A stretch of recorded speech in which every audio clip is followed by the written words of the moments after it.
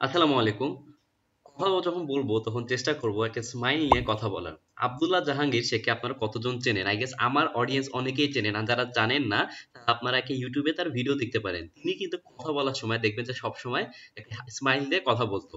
আমিও চেষ্টা করি যে এই হ্যাবিটটা সবসময় রাখার। আর এইটা কিন্তু অনেকটা কি বলবো যে ভাইরাসের মতো ছড়ায় যায়। হ্যাঁ, আপনি ধরেন একজনের সাথে কথা বলে সে অনেক রাগে আছে আপনার সাথে, বিভিন্ন বিষয় নিয়ে সে অনেক ফেড আপ। তা আপনি যখন কথা বলবেন, আপনি যদি তার সাথে স্মাইল দিয়ে কথা বলা শুরু করেন, তাহলে একটা কিন্তু পুরো সিচুয়েশনটা অনেক নরমাল হয়ে যাবে। আর দেখবেন যে কেউ স্মাইল দিয়ে আপনার সাথে কথা বলতেছে।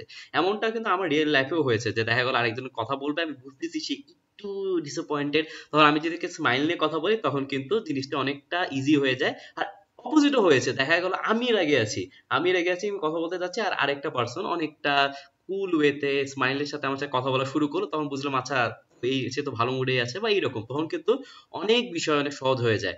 তো আমাদের লাইফে কনফ্লিক্ট এড়ানোর ক্ষেত্রে অথবা নর্মাল সব ক্ষেত্রে আমরা যদি একটা স্মাইল নিয়ে কথা বলতে পারি, এটা আমাদের জন্য অনেক বেশি গুরুত্বপূর্ণ। আর এটা কিন্তু একটা বড় হ্যাবিট। এটা আপনি 1 মিনিট ট্রাই করলেন, এটা হয়ে যাবে না, হয়তো আপনাকে কিন্তু এটা প্র্যাকটিস করতে হবে।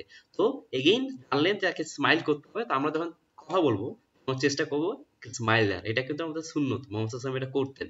যখন তিনি কথা বলতেন তখন কিন্তু তিনি মুচকি হাসতেন। তো আমরা চেষ্টা করব আমরা যখন কথা বলি, অন্য যাদের সাথে কথা বলি, আমরা একটা স্মাইল দিয়ে কথা বলবো।